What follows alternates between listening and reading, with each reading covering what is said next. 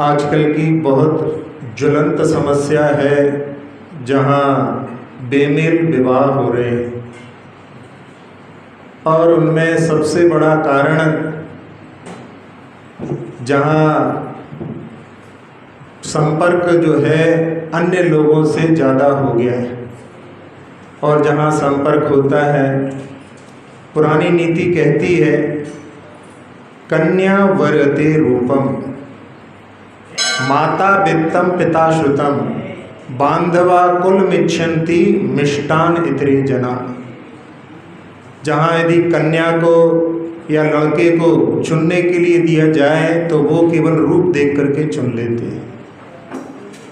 माता जो है चाहती है कि हमारा दामाद पैसे वाला हो, वित्त को देखती है। पिता उसकी योग्यता को देखता है और बंधु वर्ग अच्छे कुल में विवाह हो जाए। और बाकी सब लोगों को तो मिष्टान इतरे जना, उनको तो केवल अच्छी पार्टी मिल जाए, कहीं शादी करो कोई मतलब नहीं।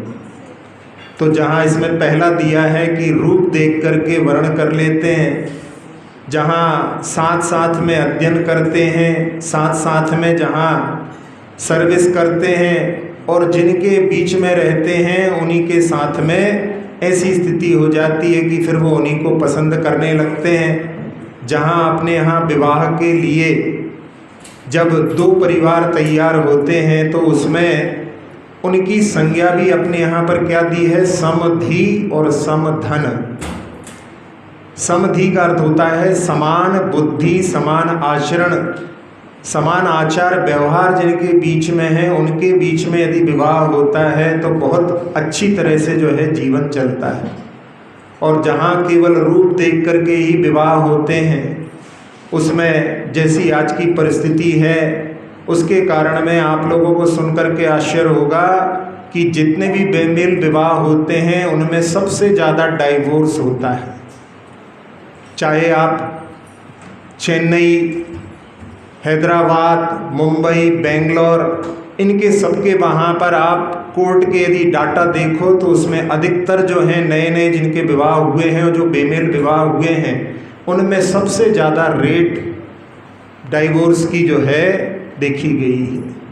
तो इसके कारण जहाँ बेमेल विवाह होते हैं उनमें डाइवोर्स की रेट बहुत ज़्यादा होती है। जहाँ आप यदि परिवार मंदिर से जुड़ा है और बच्चे भी जहाँ पर मंदिर में आ रहे हैं, दर्शन कर रहे हैं, गुरुओं के पास में, साधुओं साध्वी के पास में जा रहे हैं, उनके लिए तो आप संस्कारित कर सकते हैं। जिन लोगों का धर्म से संबंध छूट जाता है, बहुत दूर रहते हैं मंदिर से, तो उसके कारण में बच्चे जो हैं रविवार को जो है संडे के संडे क्रिश्चियन जैसे चर्च जैसे जाते हैं, ऐसा जो है यदि संस्कार रहेंगे तो उसके माध्यम से धर्म से उनका संबंध नहीं रहता।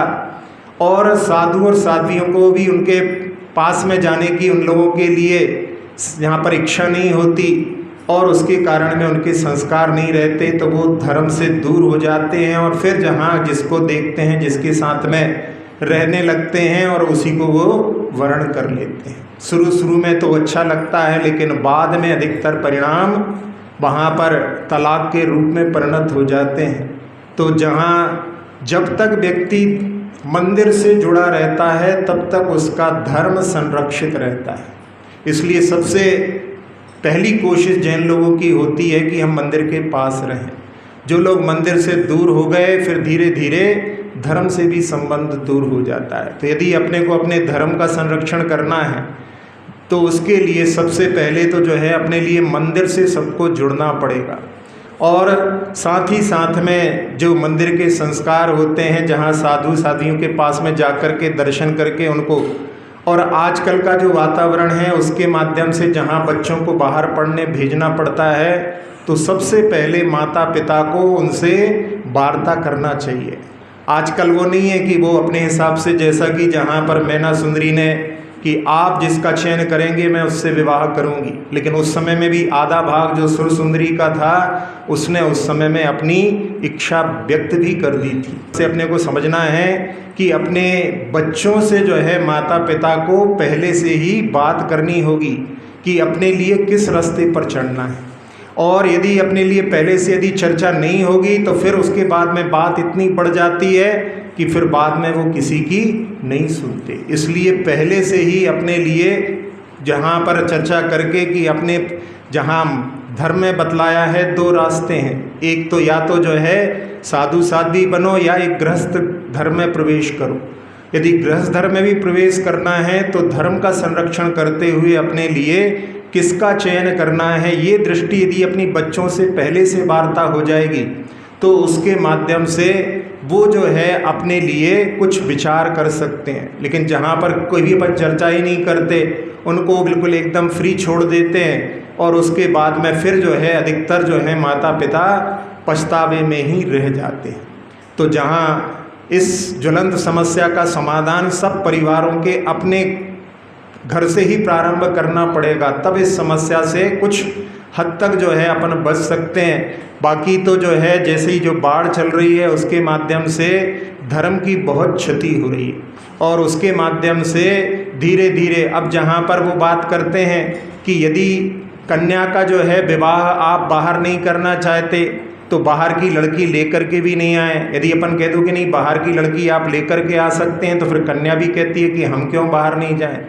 तो इस प्रकार से यदि अपन वहाँ पक्षपात करेंगे तो उसमें वो जो है ठीक नहीं माना जाता। इसलिए दोनों के लिए कि जहाँ पर समान आचार विचार होते हैं तो वो समधि के माध्यम से अपना उनके साथ में अपना संबंध होना चाहिए। और समधन का भी जहाँ पर बहुत धनिक परिवार में भी यदि गरीब घर की लड़की जाती है तो वहाँ पर उसको वहाँ पर नीचा देख करके रहना पड़ता है, और जहाँ बहुत धनी घर की लड़की यदि गरीब में जाती है तो वहाँ पर वो अपना रुतबा दिखाए बिना नहीं रहती। तो अपने यहाँ जो संज्ञाएं समधि समधन, इनके माध्यम से अपने लिए कहाँ पर अपने बच्चों का विवाह करना चाहिए उसके बारे में जब तक अपन लोग खुलकर के विचार विमर्श नहीं करेंगे तब तक अपन इस समस्या से ऊपर नहीं उठ पाएंगे। तो इस ज्वलंत समस्या के लिए सब लोगों को कटिबद्ध होकर के अपने अपने घर से प्रारंभ करें तो अवश्य ही इसमें अपने धर्म का संरक्षण भी होगा।